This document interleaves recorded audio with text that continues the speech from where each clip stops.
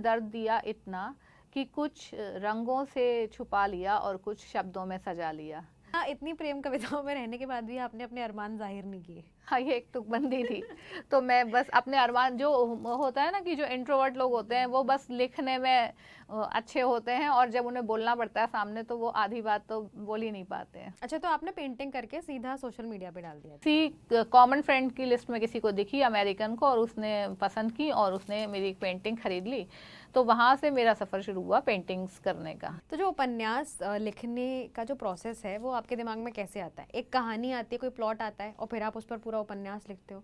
उपन्यास बेसिकली तो हर चीज़ में एक कहानी ही होती है कि एक प्लॉट होता है कि हम क्या लिखेंगे, किस बारे में लिखेंगे। कि मैं बैठे बैठे अक्सर गुम हो जाता हूँ, मैं बैठे बैठे अक्सर गुम हो जाता हूँ, मैं नहीं रहता तुम हो जाता हूँ। तो पेंटिंग और आपकी राइटिंग में आपस में कोई संबंध है, कोई कोरिलेशन जो आप उसमें बैठा पाते हो? शायद है, और जैसे मैंने कुछ फिल्म्स भी बनाई हैं तो मुझे लगता है ये सारी चीज़ें मदद करती हैं।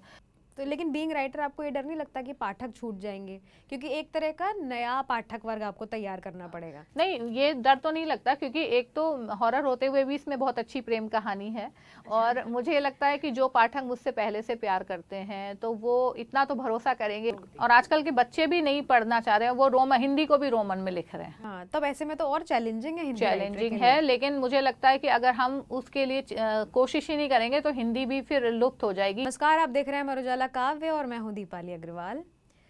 बहुत बहुत स्वागत है आपका इस खास पॉडकास्ट में।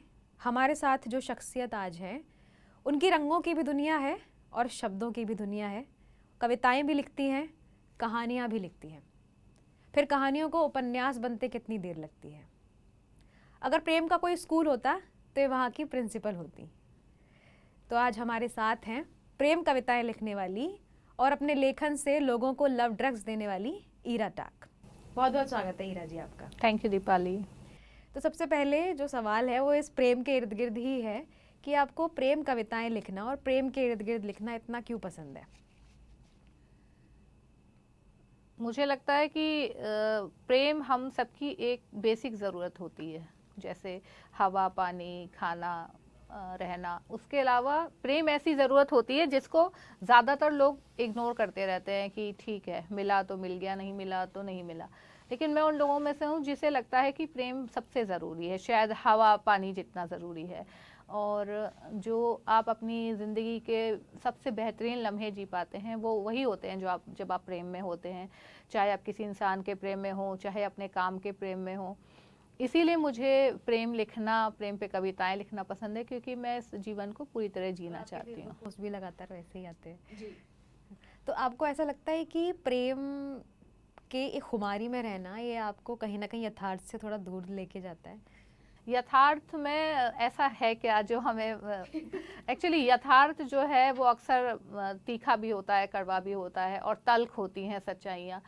तो शायद ये एक एस्केप है, और जैसे बोलते हैं ना कि love is the best escape. और एक कलाकार को तो हमेशा यही कहा जाता है कि वो यथार्थ से दूर रहता है। और क्योंकि मैं लिखती भी हूँ, पेंट भी करती हूँ, तो शायद मैं कुछ ज़्यादा ही आभासी दुनिया में रहना पसंद करने लगी हूँ। और मज़ा आता है, क्योंकि कोई भी चीज़ जब तक एक्सट्रीम ना हो उसका मज़ा ही नहीं है। मतलब आप जैसे, एक मेरा कोट है कि अगर आशिकी हो तो वो जुनून की हद तक होनी चाहिए, वरना टुकड़ों में तो आशिकी सभी कर लेते हैं। तो जब तक आप एक्सट्रीमिस्ट नहीं होंगे आप किसी चीज़ को, वैसे देवदास होने की नहीं, देवदास हो के आपको वो तो नहीं पीनी है, ऐसा तो नहीं है कि आप सब भूल जाए। लेकिन फिर भी बीइंग अ क्रिएटिव पर्सन मैं ये चाहती हूँ कि अगर मैं लिखूँ तो मेरी लिखने में वो लव इतना एक्सट्रीम तक आए, क्योंकि मीडियोक्रेसी में मेरा बिलीव नहीं है। तो इसीलिए शायद आप कह सकते हैं कि मैं पलायनवादी हूँ और प्रेम की तरफ पलायन करती हूँ। अच्छा, आप अभी पेंटिंग की भी बात कर रही थी कि आप पेंटिंग भी करते हो, तो पेंटिंग और फिर आप लिखते भी हो, तो दोनों कैसे मैनेज करते हो? और पेंटिंग करना फिर लिखना, ये दोनों आपको बीइंग एन आर्टिस्ट, ये आपको कैसे इसका प्रभाव आप पर पड़ता है? इस पर मैंने कभी लिखा था कि जिंदगी ने दर्द दिया इतना कि कुछ रंगों से छुपा लिया और कुछ शब्दों में सजा लिया। तो मेरे लिए ये एक कमरे से दूसरे कमरे में जाने जैसा है कि मैं पेंट कर रही हूँ, और अगर मुझे लग रहा है कि मैं कुछ एक्सप्रेस नहीं कर पा रही हूँ शब्दों में, तो तभी मैं पेंट करती हूँ। और जब लिखने का है तो फिर उन्हें शब्दों में व्यक्त कर सकती हूँ, तो शब्दों में उन्हें बयान कर देती हूँ। लेकिन हाँ, पिछले कुछ सालों से मेरा पेंटिंग थोड़ा कम हुआ है क्योंकि लिखने पे ज़्यादा फोकस हो गया है। लेकिन फिर भी कोशिश रहती है कि महीने में 1-2 पेंटिंग्स कर लूँ, अपने सुख के लिए ही कर लूँ। भी लगता है हाँ, पर अभी मैंने थोड़ा 2-3 साल से ब्रेक ले रखा है एग्जीबिशन से, लेकिन मैं अपनी खुशी के लिए पेंट करती हूँ। और जब मैं परेशान हूँ या प्रेशर में हूँ तब मैं पेंट करती हूँ, तो वो मुझे बहुत रिलैक्स करते हैं। मतलब ये भी कह सकते हैं कि रंगों की तरफ जो मैं पलायन करती हूँ तो वो मुझे मेडिटेशन की तरह लगते हैं, और मैं उस समय सब कुछ भूल जाती हूँ। तो आपको पेंटिंग का शौक पहले से था, कविताओं का शौक भी पहले से था लिखने का, बचपन से? नहीं, बचपन की बात करूँ तो मेरी राइटिंग तो बहुत ही ख़राब थी और मेरी आर्ट भी बहुत ख़राब थी, लेकिन मुझे सीखने की ललक थी हमेशा। अगर मैं देखती थी कि साथ में कोई लड़की है, बहुत अच्छा पेंट कर रही है, इसकी अच्छी राइटिंग है, तो मैं इंस्पायर होती थी और मुझे लगता था कि मैं क्यों नहीं कर सकती। तो शायद यही सीखने की, क्योंकि all talent is basically hard work. I am not born talented, मैं ये मानती हूँ, लेकिन मैंने सीखा है और प्रैक्टिस की है और कोशिश की है। क्योंकि अगर आप साइकिल में पैडल मारना छोड़ देते हो तो वो साइकिल भी रुक जाती है। तो यही टैलेंट पे है, यही आपके काम पे है कि आप जब तक काम करते रहेंगे वो इम्प्रूव होगा, आप छोड़ देंगे तो आप वापस जीरो पे आ जाएंगे। तो सबसे पहले पेंटिंग आई लाइफ में या फिर राइटिंग आई? एक्चुअली मैं राइटिंग ही पहले आई, और बीइंग अ सिंगल चाइल्ड मैं हमेशा थोड़ी इंट्रोवर्ट ज़्यादा थी, तो मैं लिखती थी, डायरीज लिख के अपने आप को एक्सप्रेस करती थी। खुद से बात भी करनी हो तो मैं डायरीज में ही लिख के नहीं डायरी नहीं पढ़ी। और फिर बाद में जब आप पढ़ते हैं अपनी डायरी तो कई बार लगता है कि आप बेवकूफ़ी वाली बातें लिखी हैं, तो उसे कोई पढ़ ना ले तो आप खुद ही फाड़ देते हैं, जला देते हैं। लेकिन वो आपको हील करती है एक तरह से डायरी लिखना, या आप उसमें अपने ड्रीम्स लिखते हैं। तो शुरुआत तो मेरी डायरी लिखने से ही हुई थी, काफ़ी छोटी एज से लिखती थी। बाद में बीएससी में पोइट्री वगैरह लिखने लगी, लेकिन वो भी मैंने कभी छपवाई नहीं। तो वो कविता भी कुछ ऐसी थी कि लिखा तो बहुत पर कभी छपा नहीं, चाहा तो बहुत पर कभी मिला नहीं, अरमान दिल के ना कभी किए जाहिर, फिर कैसे कह दूं कि तू मुझे मिला नहीं। तो ऐसे करके तुकबंदी। तो इतनी प्रेम कविताओं में रहने के बाद भी आपने अपने अरमान जाहिर नहीं किए? हाँ, ये एक तुकबंदी थी। तो मैं बस अपने अरमान, जो होता है ना कि जो इंट्रोवर्ट लोग होते हैं वो बस लिखने में अच्छे होते हैं, और जब उन्हें बोलना पड़ता है सामने तो वो आधी बात तो बोल ही नहीं पाते हैं। तो इस तरह फिर ये हुआ कि जब मैं पेंटिंग कर रही थी तो सोशल मीडिया के थ्रू मेरी एक पेंटिंग किसी ने खरीद ली। अच्छा, तो आपने पेंटिंग करके सीधा सोशल मीडिया पे डाल दिया? हाँ, ऐसे शौक में डालती थी, जैसे कभी कविताएं शेयर करी तो वो किसी कॉमन फ्रेंड की लिस्ट में किसी को दिखी, अमेरिकन को, और उसने पसंद की और उसने मेरी एक पेंटिंग खरीद ली। तो वहाँ से मेरा सफ़र शुरू हुआ पेंटिंग्स करने का, कि मैं प्रोफेशनली करने लगी और फिर बिकने लगी, और यूएस में बिकी थी पहली पेंटिंग मेरी। तो इस तरह से आपको पेंटिंग का फिर शौक लगा, फिर आप लगातार पेंटिंग? जी, फिर मैं लगातार एग्जीबिशंस करी, तो 10 साल तो मैंने काफ़ी किए, 10 शो किए, 16 शो। और राइटिंग्स में आपकी कविताओं की किताब भी है? हाँ, कविता की सबसे पहले मेरी किताब 2012 में आई, पहली किताब, और उसी दौरान कहानियाँ वगैरह मैं लिखने लगी। फिर ये चलता रहा। एक्चुअली मैंने कभी अपनी क्रिएटिव जर्नी को प्लान नहीं किया। और तो कैसे सारी चीज़ें आपकी लाइफ में होती गई? मुझे लगता है शायद मेरा प्रारब्ध होगा, बस मैं करती गई। हाँ, बस मैं करती गई। पर मेरे में बस एक अगर कोई क्वालिटी मानती हूँ तो ये है कि मैं जुनूनी बहुत हूँ और हार्ड वर्किंग हूँ। तो मुझे अगर कोई चीज़ में मज़ा आने लगता है फिर मैं सब कुछ भूल के उसी में लग जाती हूँ। तो शायद मुझे डायरेक्शन तो कुदरत ने ही दिखाया, और फिर वही है, लोग जुड़ते रहते हैं उस तरह के जो आपको आपके गोल की तरफ ले जाते हैं। तो पहले आपने कविताओं की किताब आप लेकर आए, फिर आप कहानियों की लेकर आए, फिर आपके उपन्यास भी हैं। बिल्कुल। तो कहानी लिखना, कविता लिखना, फिर उपन्यास लिखना, ये एक दूसरे से, जब आप बीइंग राइटर इसमें इन्वॉल्व होते हो तो कैसे अलग अलग जर्नी आप अपनी डिसाइड करते हो, तय करते हो? अब जैसे मैं उपन्यास ज़्यादा लिख रही हूँ क्योंकि मैंने ऑडियो बुक्स भी लिखी जिसमें बहुत ज़्यादा डिटेलिंग होती है। तो ऑडियो बुक्स के लिए फिर आपको अलग तरह की राइटिंग करनी पड़ती है? हाँ, वो थोड़ी अलग होती है, उसमें डायलॉग्स अलग होते हैं और उसमें डायलॉग्स ज़्यादा होते हैं, उसमें नरेशन कम होता है और बहुत सारी डिटेलिंग नहीं होती है उसमें, क्योंकि डायलॉग्स के थ्रू ही ज़्यादा एक्सप्रेस होता है। तो उसका थोड़ा अलग फॉर्मेट है। तो उसमें मुझे बहुत ज़्यादा दिमाग लगाना पड़ा, बहुत ज़्यादा डिटेलिंग, क्योंकि आपको 10 घंटे के, एक घंटे के 10 एपिसोड लिखने हैं और कहानी को फैलाव देना है। तो अब ऐसी हालत हो गई कि मैं कहानियाँ नहीं लिख पा रही हूँ, क्योंकि जब आप बड़े कैनवास पे सोचने लगते हैं, जैसे मैं मतलब अब आप सिर्फ उपन्यास ही लिखते हैं? उपन्यास ही लिख पा रही हूँ, और कहानी तो मैंने शायद पिछले 3-4 साल से कोई भी नहीं लिखी, लेकिन हाँ कविताएं मैं छोटी छोटी लगातार लिखती रहती हूँ। तो अभी आप मुझे सिर्फ एक कह सकती हैं कि मैं कविताएं लिख रही हूँ या फिर उपन्यास लिख रही हूँ, कहानी मेरी कहीं छूट गई है लिखना। तो जो उपन्यास लिखने का जो प्रोसेस है वो आपके दिमाग में कैसे आता है? एक कहानी आती है, कोई प्लॉट आता है और फिर आप उस पर पूरा उपन्यास लिखते हो, या आप लिखने बैठते हो डेली और उसके बाद एक रोज़ ऐसा होता है कि आपको लगता है कि उपन्यास पूरा हो गया? नहीं, कहा उपन्यास बेसिकली तो हर चीज़ में एक कहानी ही होती है, कि एक प्लॉट होता है कि हम क्या लिखेंगे, किस बारे में लिखेंगे। कई बार एक लाइन से भी, एक आइडिया से भी आपके दिमाग में आ सकता है कि इस पे कुछ लिखा जाए उपन्यास। और फिर उस विचार को लेके मतलब एक खाका तैयार करती हूँ, जैसे ब्लूप्रिंट बोलते हैं, कि एक ब्लूप्रिंट तैयार किया कि इसमें क्या क्या मेन कैरेक्टर्स होंगे, वो कैरेक्टर्स कैसे दिखेंगे, उनका कैरेक्टर स्केच मैं तैयार करती हूँ। वो आप पहले तैयार करते हैं? हाँ, वो पहले तैयार करती हूँ, क्योंकि फिर उससे बाद में कहानी को सोचने में ज़्यादा मदद मिलती है। मान लीजिए मैं आपके बारे में लिख रही हूँ, तो आपका बचपन कैसा रहा होगा, या आपके शौक क्या हैं, आप कौन सी ब्रांड पसंद करती हैं, तो ये सब चीज़ें हर करेक्टर की मैं डिसाइड करती हूँ, जो मेन करेक्टर्स हैं 4-5, उससे ये, और उसके क्या लाइफ के ट्रॉमास रहे हैं या उसकी क्या स्ट्रेंथ है, अगर ये सब आप बेसिक पॉइंट बना लेते हैं तो आप करेक्टर को अच्छे से एस्टेब्लिश कर लेते हैं। और उसकी आंखों का रंग क्या है, इस तरह की बहुत सारी चीज़ें हैं जो कि बाद में काम आती हैं। और एक आप बेसिक स्ट्रक्चर तैयार करते हैं, कहानी किस फ्लो में आगे बढ़ेगी। और कई बार ऐसा होता है कि मैं सोचती नहीं हूँ, बस लिखती भी जाती हूँ और कहानी अपने आप ले जाती है। कई बार जो सोचा होता है शुरू में वो नहीं होता, अंत कहीं और ही पहुँच जाता है। तो ये एक उपन्यास लिखना एक पहाड़ी नदी में बह जाने जैसा है, कि आप पता नहीं कहाँ जाके गिरोगे। तो फिर वो चीज़ें फ्लो में आने लगती हैं। तो जब आप कहानी भी लिखते हो या उपन्यास लिखकर जब आप ख़त्म करते हो, पूरा करते हो, बहुत जहन पे बहुत लंबे समय इफेक्ट डालती हैं। जैसे फिल्में होती हैं तो बहुत सारे स्टार्स ऐसे होते हैं ना, वो फिल्मों के उस जोन में बहुत लंबे समय तक रह जाते हैं। दिलीप कुमार का जैसे एग्जाम्पल है। तो ऐसा क्या लेखक के साथ भी होता है कि जब वो उपन्यास ख़त्म कर रहा है तो कहीं ना कहीं उसी कहानी में खुद भी गुम है? बिल्कुल, मैं मानती हूँ कि एक लेखक होना जो है ना, एक ज़िंदगी में कई ज़िंदगियाँ जीने जैसा है। उस पर मैं एक शेर सुनाऊंगी आपको, कि मैं बैठे बैठे अक्सर गुम हो जाता हूँ, मैं बैठे बैठे अक्सर गुम हो जाता हूँ, मैं नहीं रहता तुम हो जाता हूँ। तो मैं भी कई बार अपने कैरेक्टर्स के साथ बह जाती हूँ, और बहुत मुश्किल होता है, क्योंकि आप एक साथ कई लोगों को अगर जी रहे हैं तो आपके लिए खुद हो पाना मुश्किल होता है। आप खुद ही नहीं समझ पाते कई बार आप खुद क्या हो। तो ये एक ब्लेसिंग भी है, और कई बार एक अलग जोन में भी ले जाती है कि आप लोगों को कंफ्यूज करने लगते हो कि तुम तो ऐसे नहीं थे वाला हो जाता है। तो फिर आप अपने आप को कैसे ढूंढते हो? शायद मैं अपने आप को मेडिटेशन में ढूंढती हूँ, इसलिए बहुत ज़रूरी होता है अपनी सैनिटी बचाने के लिए मैं मेडिटेट करती हूँ, डेली एक्सरसाइज करती हूँ।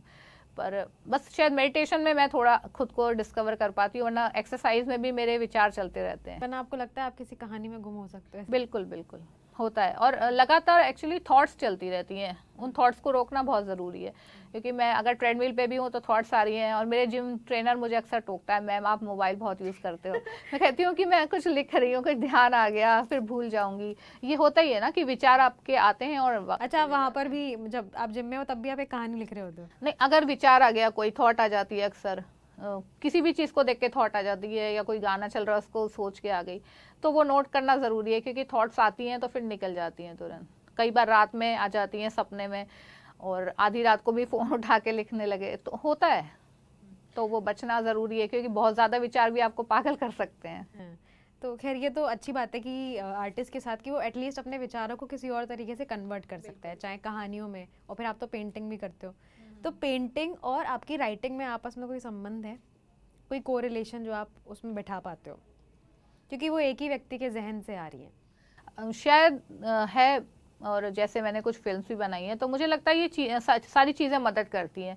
क्योंकि जब आप रंगों में सोचते हो तो आप बढ़िया तरीके से फ्रेमिंग कर सकते हो किसी चीज़ की। या मान लीजिए मैं कोई दृश्य लिख रही, कुछ कहानी में लिख रही हूँ, तो मेरी कोशिश रहती है कि मैं उसमें रंगों का इस्तेमाल करूँ, कि उसकी आँखें शहद जैसी थीं, या उसकी आँखों का रंग सुरमई हो गया। मतलब हर चीज़ में कोशिश करती हूँ कि रंग आए, ताकि जो पढ़ने वाला है वो इमेजिन करने लगे, हाँ, उसे मज़ा आए।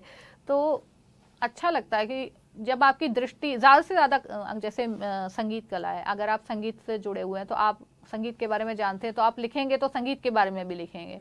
और एक राइटर होने के नाते मुझे लगता है कि आप जितनी ज़्यादा चीज़ों को एक्सप्लोर कर पाएँ अपनी राइटिंग में, तो वो आपके पाठकों को भी एनरिच करती है। आपका पाठक ज़रूरी नहीं है कि हर चीज़ को पर्सनली जान पाए, लेकिन जब वो आपकी किताब पढ़ेगा तो उसे हो सकता है पढ़ने के बाद थोड़ी थोड़ी हर चीज़ की जानकारी हो जाए और वो पहले से ज़्यादा मतलब उस चीज़ से लाभ उठा पाए कि वो जानता है अब म्यूज़िक में ये वाला राग होता है, सुबह कौन सा राग सुनना है या कौन सा खाना अच्छा होता है, इस तरह की चीज़ें।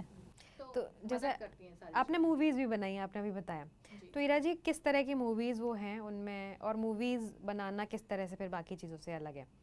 मैंने शॉर्ट फिल्म्स बनाई हैं 5, और वो जनरली मैसेज वाली शॉर्ट फिल्म्स हैं, जैसे डब्लू टर्न थी वो। एक रेनबो है जो 13 मिनट की है, बच्चों की फिल्म है, बाकी ज़्यादातर 2 से 3 मिनट 5 मिनट की हैं। एक वाटर डब्लू टर्न थी, पानी बचाओ उस पर थी, और एक सफाई अभियान पे थी, स्वच्छ भारत पे, तो उसे सर्टिफिकेट भी मिला था सरकार की तरफ से। और जो रेनबो मेरी फिल्म है वो मेरी एक कहानी पर ही मैंने बनाई थी, वो बच्चों की फिल्म थी। तो उसमें भी यही था कि छोटे छोटे बच्चों के दिमाग में जो चीज़ें भर जाती हैं शो ऑफ करने की, अमीरी गरीबी देखने की, किसी को उसके स्टेटस से जज करने की, तो उसके लिए थी कि किसी को उसकी अच्छाई से जज किया जाना चाहिए, ना कि वो कैसे कपड़े पहन रहा है, कैसे महंगी गाड़ी में आ रहा है। तो एक ऐसी प्यारी सी फिल्म थी वो बच्चों की। तो आपने बच्चों के लिए भी कुछ लिखा है? ये तो फिल्म की बात हुई। बच्चों के लिए मैंने कुछ कहानियाँ लिखी हैं, और अभी एक पहली बार उपन्यास लिख रही हूँ मैं बच्चों के लिए, जो थोड़ी सी जादुई कथा है होगी। एक अपने मेरा एक पेट है पिकोलो, उसके ऊपर एक कहानी नॉवल लिख रही हूँ। तो मुझे लगता है वो भी बच्चों के लिए ही होगा, क्योंकि बच्चों को पेट्स पसंद होते हैं, तो कुछ एक्सप्लोर कर रही हूँ बच्चों के लिए। तो आपने अभी अपना जॉनर भी चेंज किया है जी। प्रेम से आप अभी हॉरर पर आए हो, तो डर नहीं लगता जब आप ऐसे अपना जो आपका जो एरिया है वो आप बदल के फिर आप दूसरे जगह पे आप प्रवेश करो, वहाँ पे पाठकों को लेकर आप नहीं सोचते कि इस तरह के पाठक थे, क्या वो इतनी जल्दी स्विच करेंगे बीइंग राइटर? थोड़ा रिस्की तो होता है, क्योंकि जैसे आपने बताया था प्रेम के स्कूल की प्रिंसिपल वाली बात, तो ऐसे ही मेरी जो पब्लिशर थी स्टोरी टेल में, वो मुझे बोलती थी कि आपने पीएचडी करी हुई है लव पर, आप मतलब बहुत अच्छे से एक्सप्लोर करती हैं, शेर व शायरी पोएट्री भी रहती है मेरी इसमें, कविताओं का मतलब नॉवल में। लेकिन मुझे लगता है ये राइटिंग जैसे तैरने की तरह है, तो अब ये इस तरह है कि आप तालाब में तैर रहे हो या स्विमिंग पूल से या समुद्र में चले गए, तो हाँ समुद्र में तैरना रिस्की होता है जब आप एकदम नए जॉनरा को एक्सप्लोर करते हो, लेकिन मज़ा भी आता है। और तो लेकिन बीइंग राइटर आपको ये डर नहीं लगता कि पाठक छूट जाएंगे, क्योंकि एक तरह का नया पाठक वर्ग आपको तैयार करना पड़ेगा? नहीं, ये डर तो नहीं लगता, क्योंकि एक तो हॉरर होते हुए भी इसमें बहुत अच्छी प्रेम कहानी है, और मुझे ये लगता है कि जो पाठक मुझसे पहले से प्यार करते हैं तो वो इतना तो भरोसा करेंगे कि मैं कुछ लिख रही हूँ तो अच्छा ही लिख रही होंगी, तो वो ज़रूर आएंगे, और हो सकता है कि इस बहाने और नए पाठक भी मुझे मिले, तो ऐसा डर तो नहीं है। बस हाँ कोशिश है कि जो नया है उसमें अच्छा और कर पाऊँ मैं, तो मैं उसके बाद थ्रिलर भी एक जॉनर और चेंज करने वाले हो अभी अपना? कौन सा? बच्चों का? हाँ बच्चों के लिए मैंने बताया था कि कुछ मैजिकल आपको। हाँ, बच्चों के लिए मैंने पहले भी कुछ कहानियां लिखी हैं जो नंदन में छपी थी, और बच्चों के लिए सोचना बड़ा मुश्किल मुझे लगता है, क्योंकि वो ऐसा भी होना चाहिए जो बच्चों को कोई संदेश दे, बहुत प्रीची ना हो। मतलब मुझे उस तरह की कहानियां नहीं पसंद है कि उसमें लिखा हो अंत में हमें इस कहानी से क्या शिक्षा मिलती है। मुझे लगता है कहानी बताते बताते ही बच्चों को कुछ शिक्षा मिल जाए, तो वो उसकी शिक्षा लास्ट लाइन में नहीं होनी चाहिए। तो मैंने 2-4 कहानियां तो लिखी हैं बच्चों के लिए, और चिंता नहीं है। मुझे लगता है कि शायद जैसे प्रारब्ध में मानती हूँ, तो अगर हो सकता है कुछ कहानियां चाहती हूँ कि मैं उन्हें कहूँ, तो फिर मैं उन्हें कहूँगी बच्चों के लिए। आपको कभी किसी कहानी या कविता ने इंस्पायर किया है कि उससे इंस्पायर होकर फिर आप पेंटिंग बनाओ? कहानी या कविता या कोई ऐसी लाइन? मेरी एक्चुअली हाँ, बहुत इंटरेस्टिंग सवाल लिया आपने। एक जो मैंने पहली पेंटिंग बनाई थी और जो मेरी विदेश में बिकी थी 2011 में, वो मैंने फेसबुक के थ्रू बिकी थी? हाँ, वो मैंने किसी की कविता पढ़ से इंस्पायर होके ही लिखी थी। वो कविता थी स्टॉर्म पेट्रल के नाम से। स्टॉर्म पेट्रल, वो कविता मुझे अच्छी लगी तो मैंने सर्च किया। स्टॉर्म पेट्रल एक समुद्री चिड़िया होती है, उस समुद्री चिड़िया पे वो कविता थी। तो जब मैंने उसके फोटोज देखे तो वो उड़ती हुई चिड़िया थी, तो मुझे वो बड़ी इंस्पायर लगी। और मुझे चिड़िया पेंट करना बहुत पसंद है, तो मैंने उस चिड़िया को पेंट किया और वो चिड़िया मेरी $250 में बिकी थी 2011 में।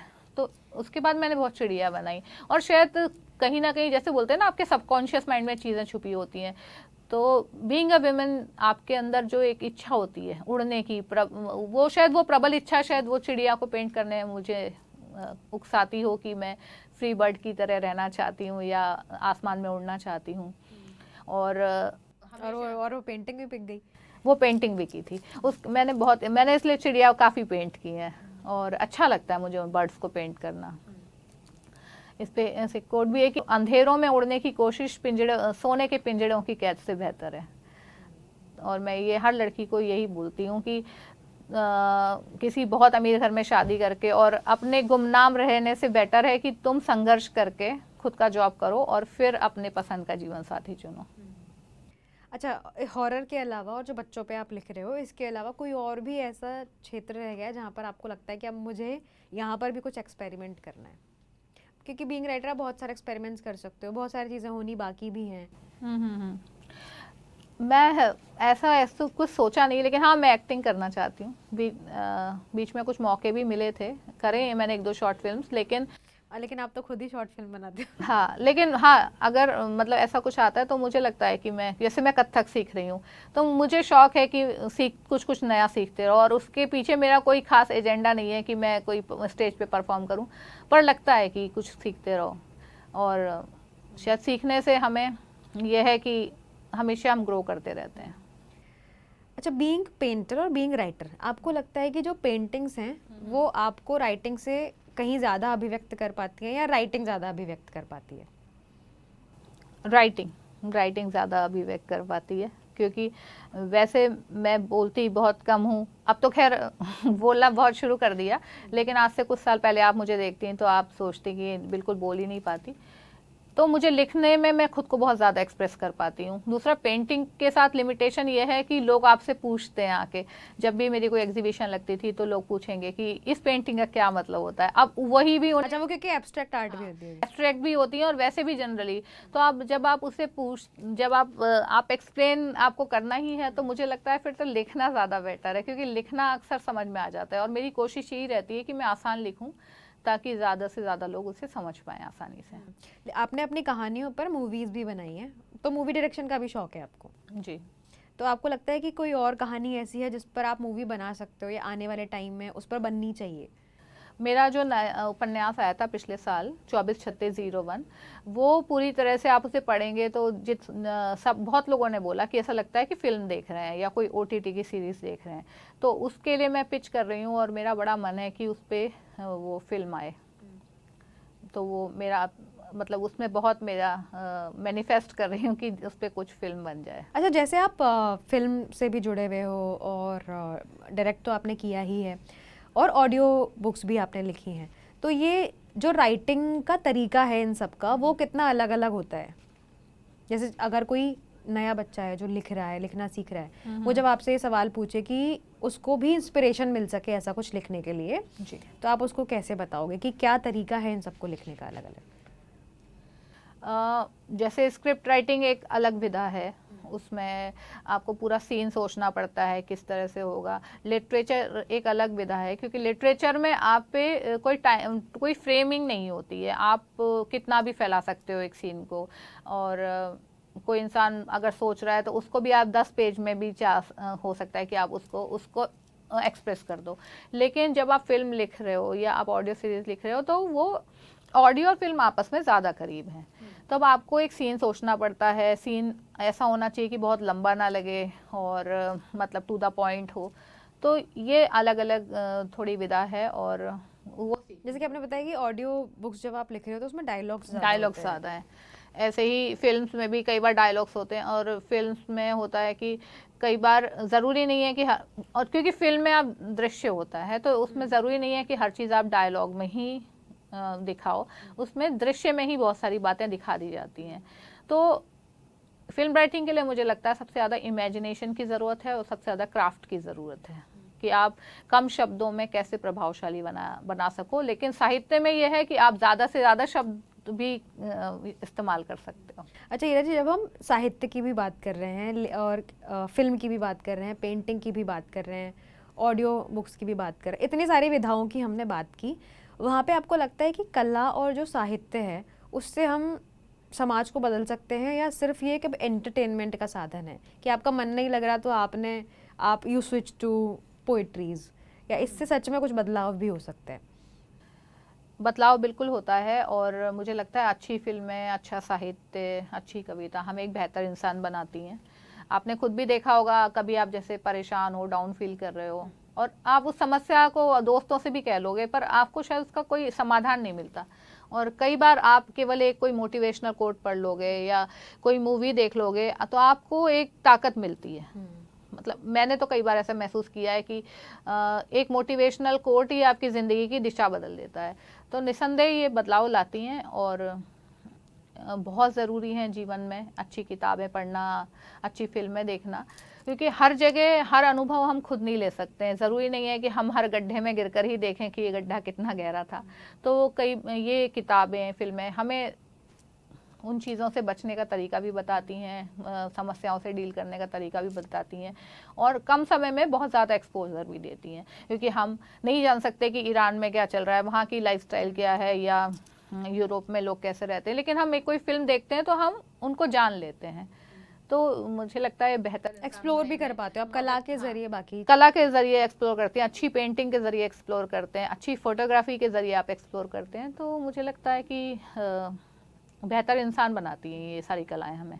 अच्छा, जब आप लगातार साहित्य उत्सवों का भी हिस्सा रहते हो, वहाँ पे अलग अलग सेशंस होते रहते हैं, वहाँ पे अलग अलग तरह की बातचीत होती है, चर्चा होती है, ये किस तरह का इम्पैक्ट डालते हैं? अभी तो साहित्य उत्सव कई सारे होने लगे हैं देश में, तो आपका क्या कहना है साहित्य उत्सवों पे खास तौर पे?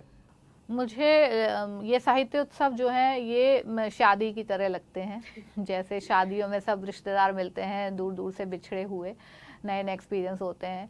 तो ये साहित्य उत्सव एक राइटर के लिए शादी की तरह है, जहाँ पे वो अपने पूरे साल के किए कर्मों का फल पाता है। जैसे मान लो आपने लिखी, आपने कोई किताब लिखी, वो आई और वहाँ पे वो लॉन्च हुई, या वहाँ पे आप बुक साइनिंग कर रहे हैं, पाठक आ रहे हैं, आपसे मिल रहे हैं, फोटो खिंचा रहे हैं, मतलब बहुत एनर्जी वो आपको मोटिवेट करती है।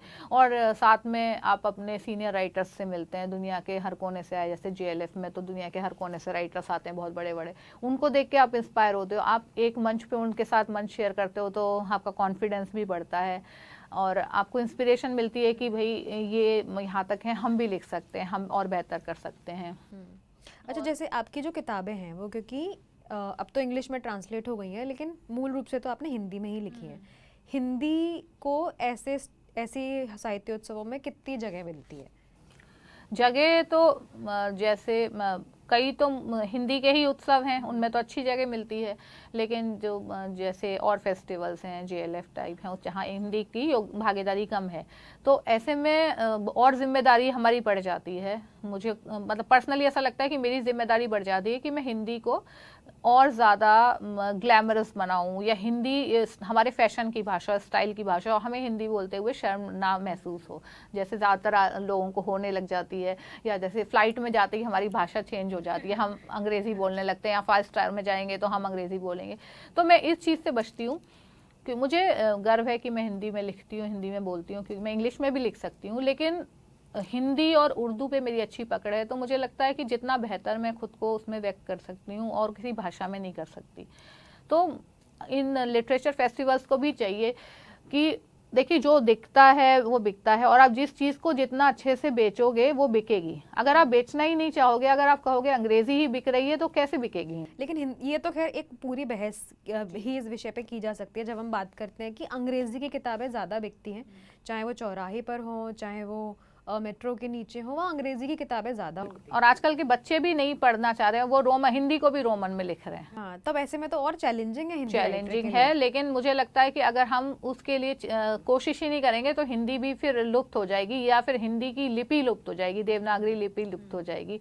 तो वो तो हम नहीं चाहेंगे, इसलिए संघर्ष कर रहे हैं। और कहते हैं ना कि अगर एक भी इंसान जल रहा हो, रोशनी दिखा रहा हो, तो मुझे लगता है और मशालें भी जल जाएंगी। हाँ, ये तो बड़ी अच्छी बात बोली आपने। Thank you. अच्छा, आपने बताया कि आप मेडिटेशन करते हो, जी। तो आपको लगता है कि कलाकार को आध्यात्मिक होना, स्पिरिचुअल होना ज़रूरी है, या स्पिरिचुअलिटी उसकी लाइफ में कितना इम्पोर्टेंट रोल प्ले करती है? क्योंकि कलाकार की लाइफ बहुत संघर्ष वाली होती है, और खासकर अगर सिर्फ उसने कलाकार होना ही चुना हो, जैसे मैं ऑल टाइम राइटर हूँ और मैं अपनी रोजी रोटी भी इसी से कमाती हूँ, तो ऐसे में संघर्ष भी बहुत बहुत होते हैं एक फ्रीलांसर की ज़िंदगी में। कभी आपके पास बहुत सारा पैसा आ रहा है, कभी नहीं आ रहा है महीनों तक, और बहुत सारे चैलेंजेस होते हैं। तो ऐसे में आप अपने आप को मेंटली कैसे, मेंटली मतलब सैनिटी अपनी कैसे बचा पाओगे? तो मेडिटेशन तो मैं बहुत ज़रूरी मानती हूँ, खासकर जब थॉट्स, वो एक राइटर ओवर थिंकर तो होता ही होता है, क्योंकि इससे ये मिला है, कुदरत से मिला है। और वो ये श्राप है या वरदान है? ये मुझे लगता है दोनों ही है, और ये आप कह सकते हैं कि ब्लेसिंग इन डिस्गाइज है। तो ये कंट्रोल आप मेडिटेशन से कर सकते हो, और मुझे इससे बहुत रिलीफ मिलता है। कई बार होता है ना कि आप बहुत परेशान हैं, लेकिन फिर जिस क्षण आप सोचते हैं कि कुछ भी तो स्थायी नहीं है, सब छूटना है, और इस तरह थोड़ा सा आप स्पिरिचुअल हो जाते हैं, तो फिर लगता है ठीक है यार, हम खुश हैं, एक दिन में जियो। तो इम्पॉर्टेंट है, और सिर्फ कलाकार के लिए नहीं, मुझे लगता है सबको इस तरह से अगर सोचें तो वो डिटैच होके शायद ज़िंदगी ज़्यादा अच्छे से जी। हालांकि थोड़ा कठिन तो होता है, लेकिन शायद बीइंग आर्टिस्ट, क्या मेडिटेशन करना कठिन? नहीं, डिटैच होना। हाँ, डिटैच होना कठिन है, लेकिन मुझे लगता है डिटैचमेंट से सुख बहुत मिलता है। हाँ, हो सकता है शायद। खैर, जब आप प्रेम की बातें कर रही हैं तो जाहिर है कि आपको बेहतर इस बारे में और भी पता होगा। आपको लगता है कि सोशल मीडिया की जब हम बात करें तो सोशल मीडिया बहुत इफेक्ट डाल रहा है साहित्य पे, साहित्य को इफेक्ट कर रहा है? बिल्कुल कर रहा है, और उसका प्रचार प्रसार भी हो रहा है, और कई बार ये होता है कि प्लेजरिज्म भी बहुत हो रहा है। मैं कई बार देखती हूँ। आपके साथ हुआ है कुछ? हाँ, कई बार ऐसा होता है कि मेरी ही कुछ कविताएं या कुछ लाइंस होती हैं, किसी और ने अपने प्रोफाइल पे लगाई होती हैं, और उस पे लाखों लाखों व्यू होते हैं। तो फिर अच्छा भी लगता है और बुरा भी लगता है कि इसमें मेरा नाम तो है नहीं, और लेकिन मेरी लाइंस बहुत लोग पढ़ रहे हैं। तो और लेकिन आप किस किस को कहाँ कहाँ पे टोकोगे? और भी मैंने कई राइटर्स के देखे हैं कोट्स लोग अपने नाम से लगा के उस पे लाखों। पर इसकी वजह से राइटिंग में मीडियोक्रेसी आई है या साहित्य में? मीडियोक्रेसी तो मुझे लगता है कि है, लेकिन आप चोरी के माल से कितनी दुकान चला लोगे? तो जो असली है वो तो असली ही रहेगा। आप किसी के कोट्स चुरा के कर लोगे, लेकिन जो असली राइटर है वो तो, और वो लगातार काम करने से बनता है। जैसे मैं बोलती हूँ, पॉपुलर होना और फेमस होने में बहुत फ़र्क है। पॉपुलर आप रातों रात हो सकते हो, लेकिन फेमस होने की यात्रा बहुत लंबी होती है। आप एक काम के बाद दूसरा काम करते हो, उससे और बड़ा काम करते हो, तो वो सालों की यात्रा है। पॉपुलर आप ओवरनाइट भी हो सकते हो, कोई भी ऐसा कुछ उटपटांग काम कर दो, कोई वायरल रील हो जाए आपकी। पर बहुत सारी कविताएं भी तो वायरल हो जाती हैं, जो जिनको एक वर्ग जो कहता है कि नहीं, ये तो वायरल होने लायक ही नहीं है। तो ये आपको लग रहा है कि सोशल मीडिया के कुछ इफेक्ट्स ऐसे भी हैं? हाँ, मैं लेकिन जज नहीं करती हूँ। मुझे लगता है कि अगर कोई कविता किसी लोगों को छू रही है, भले वो कितनी भी साधारण हो, कोई, और कई बार बहुत साधारण चीज़ें बहुत अच्छी लगती हैं।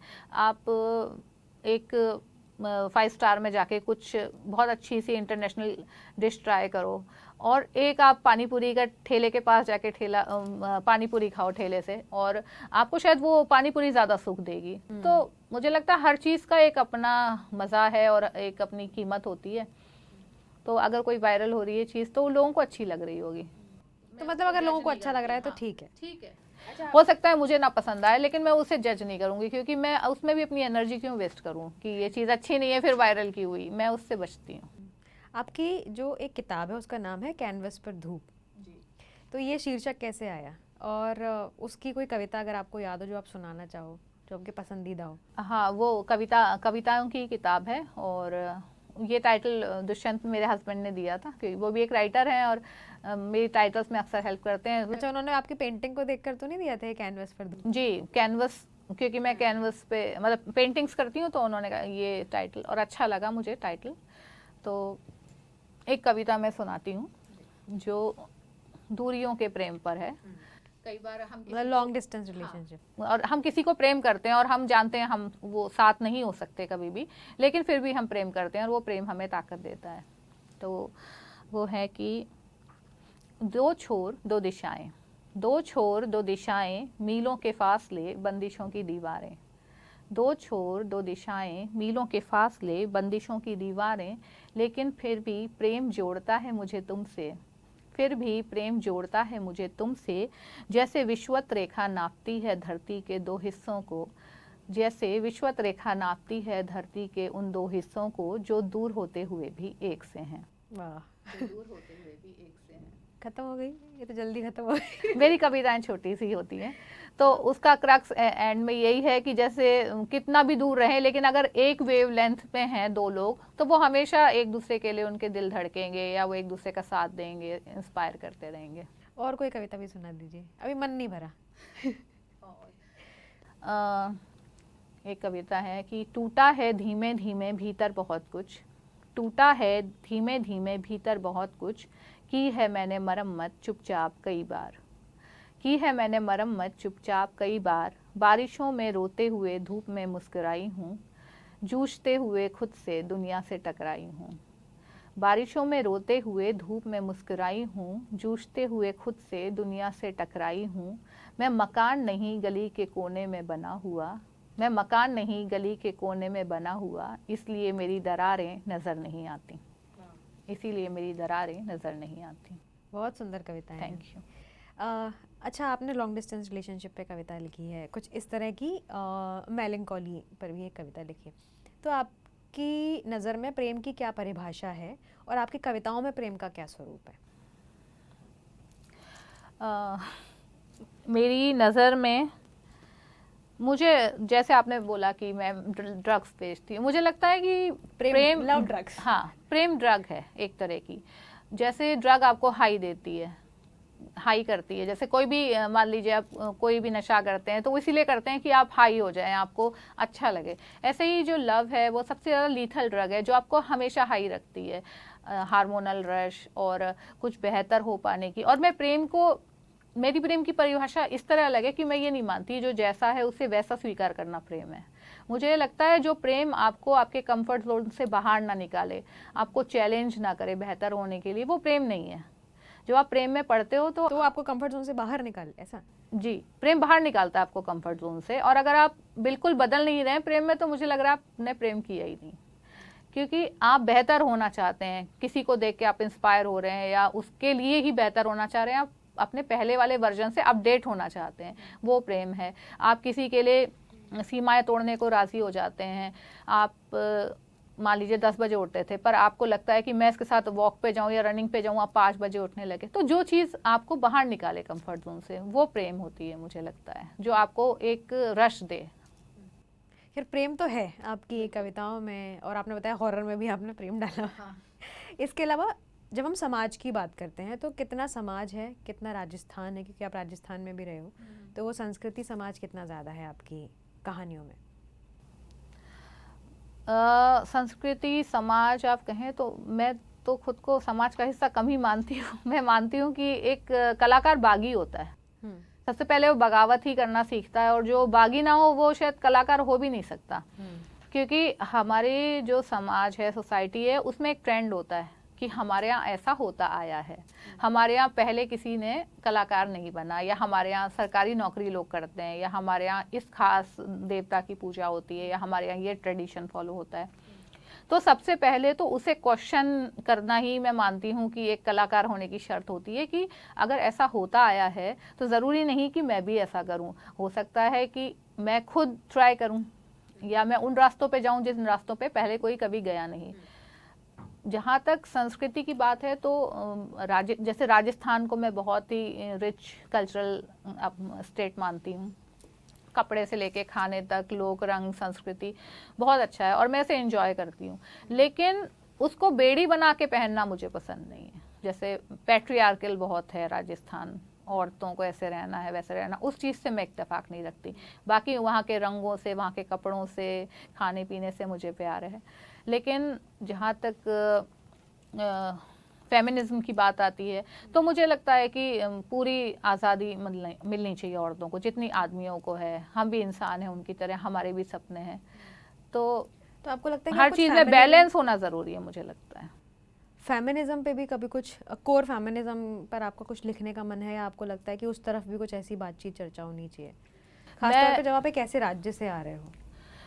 मैं कोशिश यही करती हूँ कि मैं खुद किसी चीज़ को करूँ तो उसे लोग फॉलो करें। जैसे कई बार लड़कियां मैसेज करती हैं कि आपको देख के इंस्पायर हो रही हूँ, या अच्छा लगता है जो आप बोलती हैं लड़कियों के पक्ष में, तो मतलब मैं बिना बहुत वोकल हुए, मेरी यही कहानियों में भी मैं कभी फेमिनिज्म का झंडा लेके नहीं चली कि जय मैं स्त्रीवादी लेखन कर रही हूँ। लेकिन अगर आप मेरी देखेंगी नायिकाओं को या मेरी जो प्रोटैगनिस्ट हैं, वो खुद से अपने डिसीजन लेती हैं और वो अपने मतलब किसी भी हद तक जा सकती हैं अपने फैसलों को जस्टिफाई करने के लिए। तो बस मेरा ये मानना है कि आपकी पर्सनैलिटी में, आपके लेखन में वो चीज़ नज़र आनी चाहिए कि हम इक्वलिटी चाहते हैं। बाकी फेमिनिज्म से बढ़ के मैं एक शब्द मानती हूँ ह्यूमैनिटी।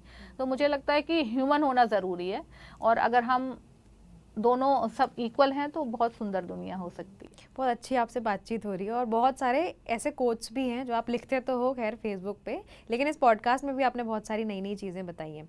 तो जाते जाते आप कुछ ऐसा जो हमारे दर्शकों को आप कुछ बताना चाहेंगी, क्योंकि हमारे पास ना बहुत सारे ऐसे नए बच्चे जुड़े हुए हैं जो इस पॉडकास्ट और इन सीरीज़ को देखकर बहुत सारा कुछ जानना सीखना चाहते हैं। कई बार घर के बाहर नहीं निकल पाते, कई बार उनको रास्ते नहीं समझ आते, लिखते हैं, वो मानते हैं कि वो टैलेंटेड है पर उनको समझ नहीं आता। तो वो आप जैसे राइटर्स और लेखकों को देखकर वो सीखते हैं कि उन्हें क्या करना चाहिए और कैसे करना चाहिए। तो जाते जाते आप उनके लिए कुछ बोलना चाहेंगी? मैं यही कहूँगी कि आप सबसे पहले खुद पर भरोसा करिए और वैलिडेशन के लिए मत देखिए किसी की तरफ। ये ज़रूरी है कि हमारी लाइफ में लोग आते हैं, जुड़ते हैं, हमें इंस्पायर करते हैं, वो तो बहुत इम्पॉर्टेंट है। लेकिन अगर आप सिर्फ यही सोच रहे हैं कि मैं काम कर रहा हूँ और लोग उस पर ठप्पा लगाएं कि ये सही है या गलत है, तो उससे हम कई बार अपने आप को रोक लेते हैं। और जैसे आपका अमर उजाला काव्य, ये मैंने देखा है नए बच्चों को भी खूब छाप रहा है, और ये बहुत अच्छा कदम है, क्योंकि जब आप कुछ भी नहीं होते हैं तब वो लोग सबसे इम्पोर्टेंट होते हैं जो आप पे ट्रस्ट करके आपको कुछ होने के लिए इंस्पायर कर रहे होते हैं। तो ये यात्रा है, हम में से कुछ लोग होंगे जो सिल्वर स्पून लेके पैदा हुए हैं, जो बहुत पैराशूट लैंडिंग करके ही किसी जगह पहुंच रहे हैं, और कई ऐसे भी लेखक हैं जो ज़ीरो से, जैसे हमने भी ज़ीरो से ही शुरू किया था, कोई हमारा ऐसा बैकग्राउंड नहीं था साहित्य में, या कोई गॉडफादर गॉडमदर नहीं थी। तो मुझे लगता है निरंतर काम करना तो ज़रूरी है। आप कितने भी ऊंचाई पे हों, लेकिन अगर आपका मतलब आप काम नहीं कर रहे हैं तो बहुत लंबी पारी नहीं खेल पाएंगे। तो यही कहूँगी कि अच्छा पढ़िए और कोशिश यही कीजिए कि ओरिजिनल रहिए। इधर उधर से चुराई हुई चीज़ कभी आपको बहुत लंबी यात्रा पे नहीं ले जाएगी, और आप अच्छा काम करेंगे तो कुदरत आपकी हमेशा मदद करती है।